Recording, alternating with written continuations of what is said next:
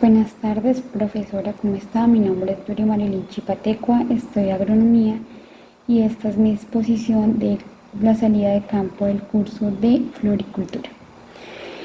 La salida de campo se llevó a cabo en el municipio de Cachipay del departamento de Cundinamarca, en una finca que se llama Santa Susana, donde nos atendió el ingeniero Oscar de Castro. Allí vimos 3 especies que fue Ruscus, Coculus y Cintas o Liriope muscari. Esta finca estaba ubicada a 1750 metros a nivel del mar, tenía una humedad relativa entre 85 y 86%, sus suelos eran franco-arenosos y tenían una precipitación de 1200 milímetros de lluvia al año. La primera variedad que vimos fue Ruscus y Profilium. El ingeniero nos dijo que esta variedad se daba entre los 1000 y los 3000 metros sobre el nivel del mar, que dentro de los follajes era el follaje que tenía mayor aceptación en el mercado, ya que tenía un buen color y tenía una buena vida de florero. Además, se prestaba para hacer procesos como metalización, es decir, les cambian como de color dependiendo de los buquetes que necesitan hacer. El cultivo tiene una densidad de siembra de 15 plantas por metro cuadrado y él sembraba, inicialmente ponían 2 hileras en la cama, pero después decidieron con un rizoma, pero después decidieron poner 3 rizomas en cada hoyo porque así lograban que se poblara mucho más rápido pues la cama, y lo que ellos necesitan es tener más tallos pues para su producción.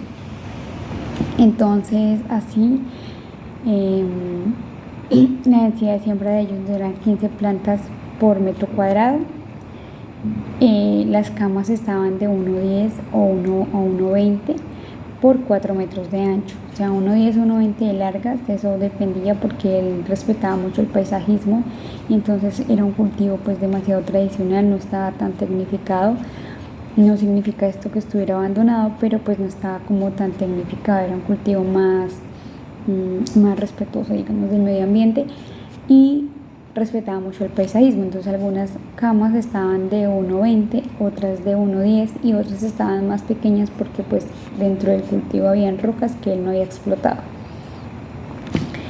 Él nos decía que el Ruscus se daba más en suelos arcillosos, aunque pues inicialmente nos dijo que los suelos de la finca eran arenosos, pero igual tenía cultivado ahí el Ruscus.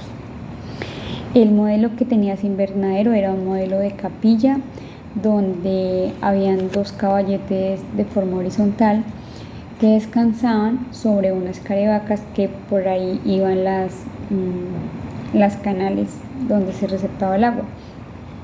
Otra cosa importante es que él tenía el plástico pintado de color verde. Inicialmente pues le hicimos la pregunta que para qué lo pintaba verde.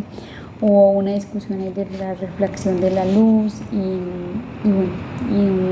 unos temas que nos explicó de la luz, del azul, del rojo, pero pues en últimas no hay una base científica porque pintó el color verde y porque eso le dio resultado. Realmente yo busqué también, pero no encontré ningún artículo referente a eso. Además, como dije anteriormente, era un cultivo demasiado tradicional, entonces él lo que hizo fue, para disminuir costos, recicló los materiales de otros invernaderos para que le quedaran más económicos.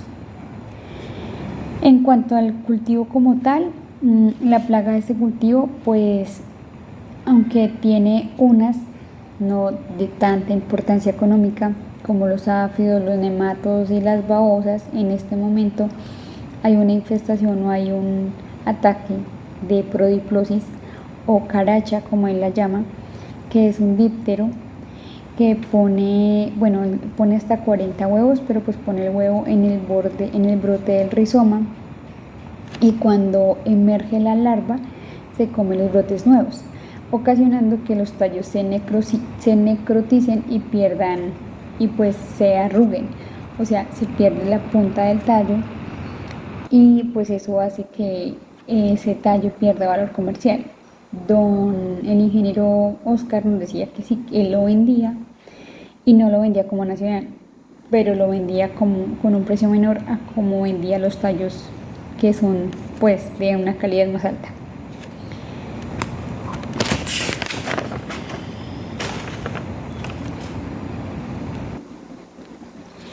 En cuanto a enfermedades, el ingeniero nos dijo que le daba pitium, que también le generaba botritis, rhizoctonia, xanthomonas, alternaria y cercospora. La cercospora lo identificamos como un ojo de pescado, como una mancha muy uniforme, muy redonda. Eso en cuanto al cultivo de ruscos. Él tenía, él intentaba hacer todos los procesos muy amigables con el medio ambiente. Las aplicaciones eran de compost para la fertilización, pero pues debido al problema que tenía de caracha, tuvo que empezar a aplicar muchos químicos para poder controlar la plaga. Otro cultivo que vimos allá fue el cultivo de cóculus, que él nos decía que ese era el segundo follaje de importancia en la región, y una de las grandes ventajas de ese cultivo es que pues se reduce costos en cuanto a que se puede poner en la intemperie. Es un cultivo que se da muy bien en la intemperie. Este cultivo se propaga por esquejes, los cuales inicialmente los hacen en semilleros, y a esos esquejes les aplican hormonagro o sábila para que tengan un mejor brote de raíces. El sustrato en el que él prepara el semillero, es 50% tierra y 50% cascarilla. Él nos explicaba que luego de que emergen los esquejes y que ya están listos para ponerlos en el cultivo, pues los llevaba a campo y los sembraba. La verdad, él no nos habló de la distancia de siembra, pero estaba aproximadamente a 2 metros de calle. Al árbol, él nos decía que al árbol se le debía de dar una estructura apropiada para lograr el largor de los tallos, y pues porque eso es lo que necesitan para la comercialización. Además, se le da una estructura en forma de mano o en forma de ramaje para que puedan los operarios cortar de lado y lado, y pues la planta quede, la fuerza de la planta, digamos, quede equitativa, que no quede para un lado más pesada que para otro, pues porque pueden producirse volcamientos o la luz, pues va a haber competencia por la luz y no puede entrar a toda la planta. Él nos decía que las plagas del cóculus son las mismas plagas que le dan a los cítricos, ya que los cóculus son familia de los cítricos. Entonces, dentro de las plagas encontramos picudo, ácaro blanco y palomilla. En el momento en el que nosotros fuimos, el cultivo tenía una afectación de palomilla, sobre todo en el tallo y en las hojas. Mentiras, en el tallo, en los tallos y en los tallos de arriba, y en el tallo patrón, en el tallo del piso. En cuanto a la post cosecha, el ingeniero Oscar no tiene como tal una post cosecha tan sofisticada, porque la clasificación la hacen como tal en el cultivo, ya que él nos exponía que haciendo la clasificación en el cultivo se reducía la pérdida de flores, pues por el manejo como tal de los tallos. Entonces, que mejor para él era más rentable hacer la post cosecha, hacer la clasificación en las camas.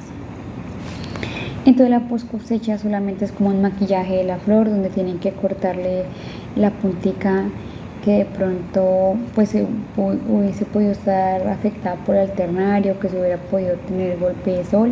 Entonces, esas punticas son las que quitan realmente en la parte de la post cosecha.